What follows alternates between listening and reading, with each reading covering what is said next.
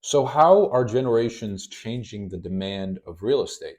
I've been looking into this, and it's very interesting to see where the future is going and how developments are changing as well on a macro level in the United States.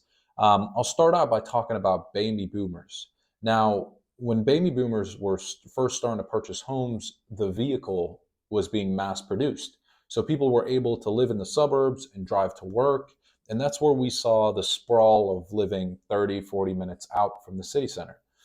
Well, fast forward today, baby boomers are now at an age of retirement. By 2030, a majority of baby boomers are going to be retiring, which means a lot of them are going to be looking to downsize now that their children are potentially out for college or started their own families. And with that, a lot of baby boomers are going to want to live closer to amenities, to city centers, to hang out with friends and actually enjoy their retirement years. On the other hand, we have millennials that don't want to grow up in the suburbs. They don't want to raise their family in the suburbs. So we're also seeing another push for millennials to be closer to cities, to be closer to work, to be closer to amenities. So in the next decade, I'd say we're going to see a huge demand to be closer to the action versus farther away.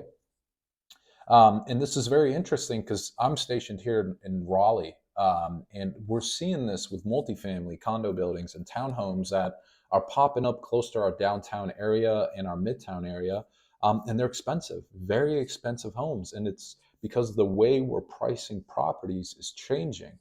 The traditional way of pricing properties is looking at square footage, which is still a huge count for the price of a home. But now we're looking at walkability and transit and bike scores. It's things people want to do. They want to live close to amenities and they don't want to be as car dependent as they were before.